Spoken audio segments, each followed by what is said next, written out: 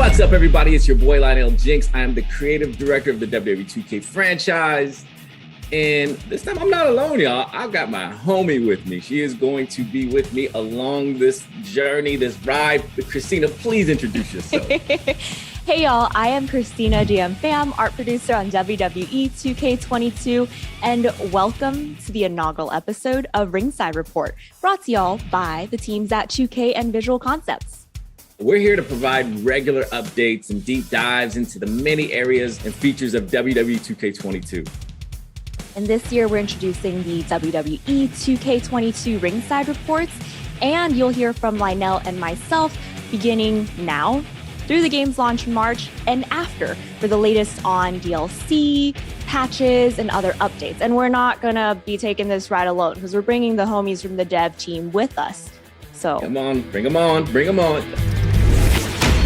But before we dive into that, let's kick it off with a very quick conversation about visuals, because let's be real, if y'all take a look at Wwe2k22, you might see some massive differences from previous cycles. And this is the best looking game yet. It's pretty. It's so pretty. Lionel, can you talk about how the teams approach production differently this time around, starting with the superstars? So the superstars, you know, in any WWE game are the backbone of the game, right? And so we have to make sure that we are doing our absolute best on representing every superstar to the best of our abilities. And in order for us to do that, we piggybacked on the same technology that you guys saw in NBA 2K 22, where, you know, you look at their players and the details and just the likenesses look amazing. And so, you know, we shared that same technology and brought that into Wwe2k22, like the cross polarization scans, improved hair. Just to me, the amazing amount of detail that you'll see in our superstars is unparalleled for us. Yeah, and also the teams have overhauled the lighting engine, and there's an all-new VFX engine as well. Yeah, so, you know, lighting is everything, right? So like all of these details and everything that we poured into our superstars wouldn't mean anything if they weren't lit properly, right? And so if you take a look at this version of the game compared to any other year, like it looks like a broadcast. It looks photorealistic at times, and a lot of that is due to lighting.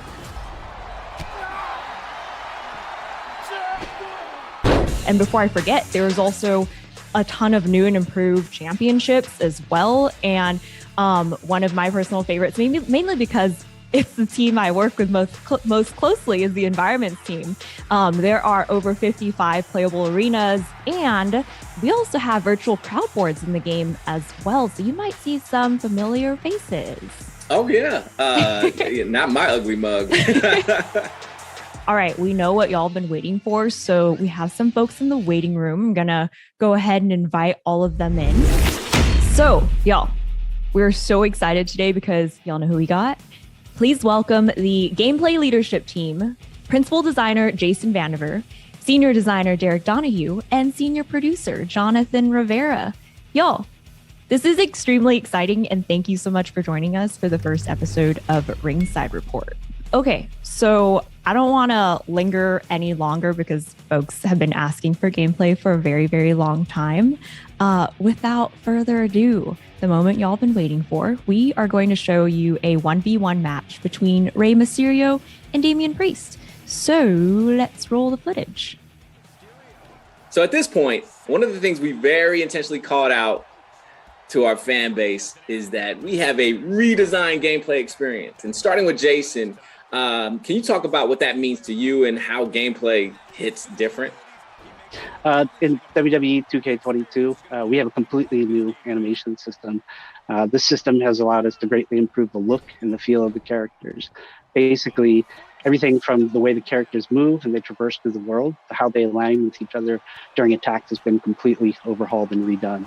Players are going to notice a significant difference the moment they pick up the controller. The characters are way more responsive than they've ever been. You no longer feel like you're fighting to control your character to get them into position to do what you want them to do. Strikes, dives, springboards, they all connect more precisely. And that's also something that we really struggled with and took to heart and tried to resolve this year.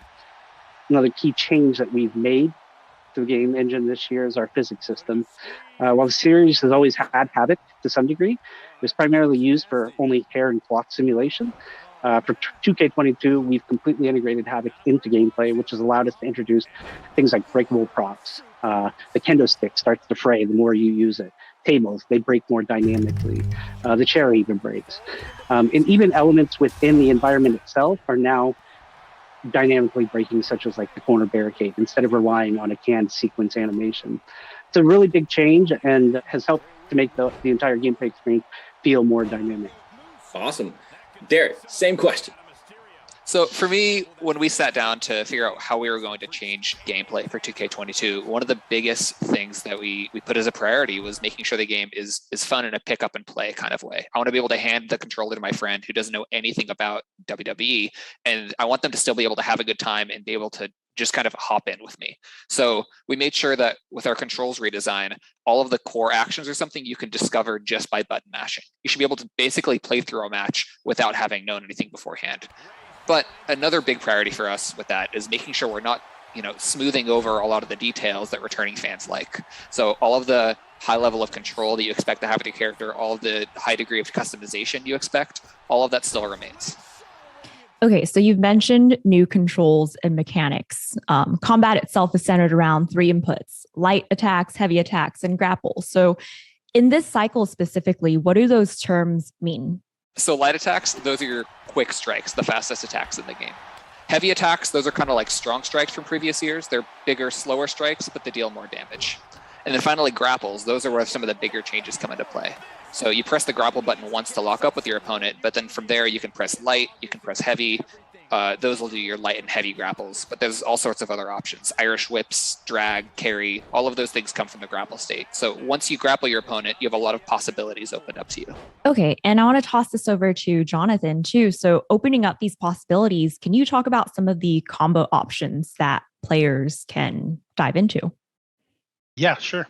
I love how simple and engaging our new dynamic combo system feels. I don't need to memorize every superstar's moveset, but instead I practice the timing of my inputs in order to execute combos.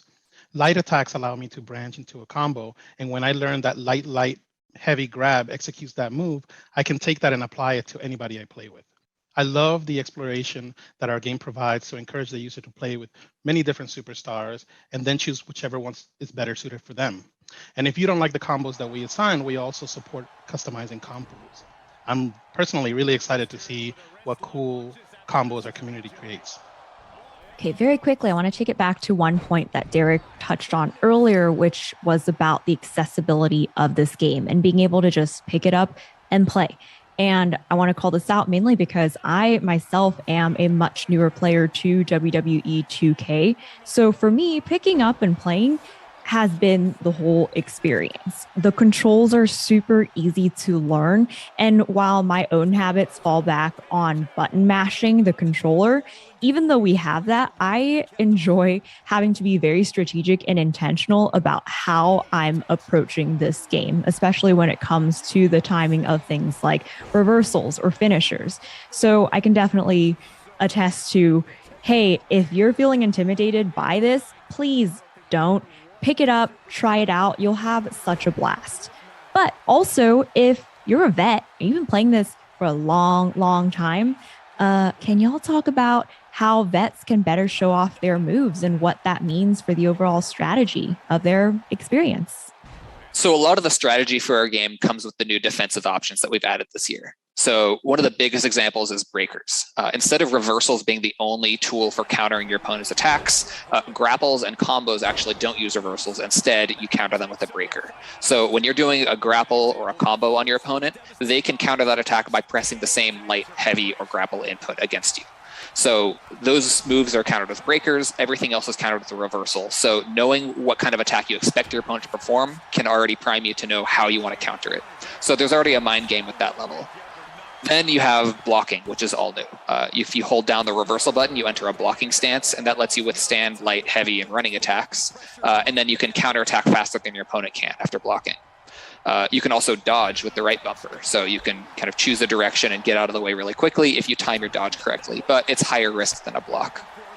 And then when you're on the ground, you also can button mash to get up faster, or you can press right bumper to do a quick get up at the cost of some resource. So when you have all of those defensive options available to you, it makes when you're on defense, it's a lot more strategic, but also when you're on offense, you have to be careful with how you want to attack your opponent so that they don't counter you. So our community has been speculating about the HUD and like guessing like what, these little glowing meters mean and all this stuff. Jonathan, I'm going to let you be the first to break this down and break the news. And let's dive into the HUD and give the community some clarity here.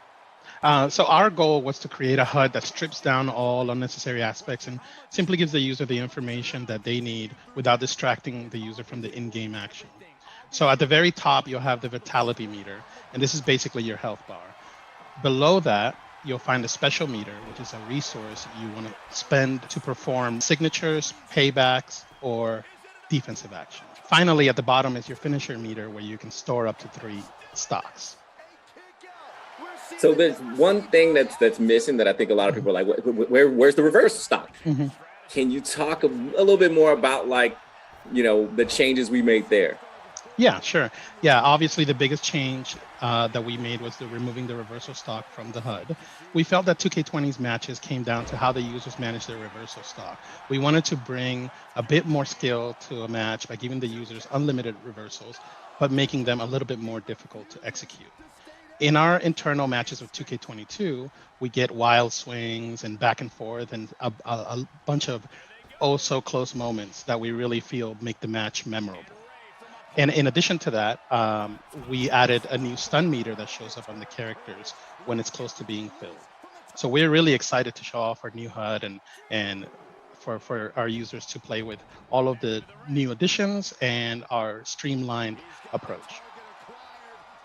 Cool. Like one of the things that, at the end of the match where I'm like, in previous years or, iterations, once you basically knew once your opponent didn't have any reversal stock, all you had to do was hit your Sega finisher, match was over. That's not the case anymore, right? Like someone can just pull out like a reversal and this back and forth.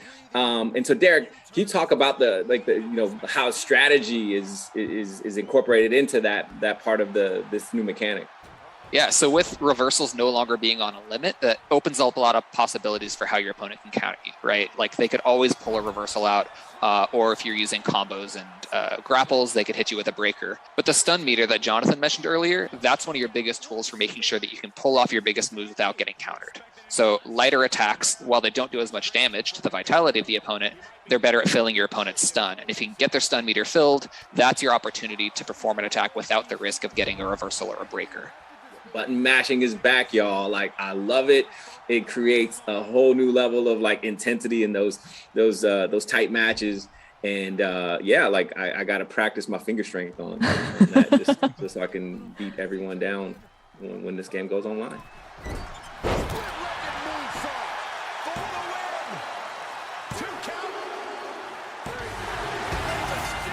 All right, y'all, we can go on and on, but unfortunately we're out of time. So to close out, now that we're nearing the end of production, what are y'all looking forward to most for the game, whether for your own experience or with players specifically? Let's start with Jason, then Derek, then Jonathan. I'm really looking forward to seeing how My Rise turns out. We've been working so hard on gameplay that haven't really been able to look at the rest of the game.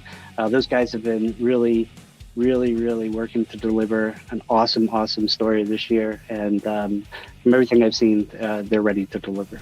You two, get in the ring. For me, it's the backstage, the completely redesigned backstage that I think people have only seen a small peek of. There's a lot of really cool stuff going back there, especially with the verticality. And for me, I'm super excited to see Rey Mysterio in our showcase mode, playing some classic matches that were recreated for WWE 2K22. So I think people are going to be really excited about that. Awesome. Well, again, thank you so much for joining us for the first Ringside report ever for this cycle. Messed up. You didn't even ask me, Christina, like what I'm looking forward to. That's just messed up. It's going to leave me out. We'll take it back. All right, rewind.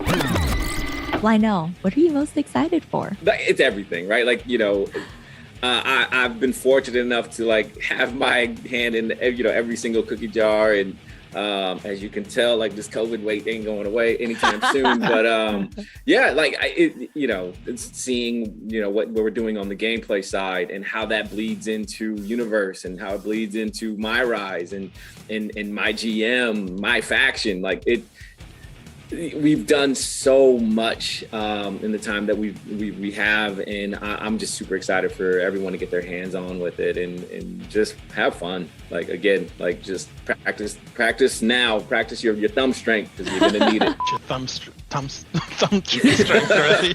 Do thumb exercises, little thumb push-ups. Y'all, so that wraps it for our first Ringside report. Thank you to Jason Vandiver, Derek Donahue, and Jonathan Rivera for joining us. Sure. Thank you. Thank you for having us. Oh my God. Was I supposed to? You committed to the bit. Leave? No, I think that was. Okay, so once again, for real this time, thank you to Jason, Derek, and Jonathan for joining us. And thank you to all of you, the player community, for tuning in for our first Ringside report. We are so excited to release this game, and we can't wait for y'all to get your hands on it. Yeah, thank you guys so much for joining us. And thank you all for tuning in. We will talk to you all soon. And in the meantime, check us out on social media at WWE Games. Okay, bye. Peace.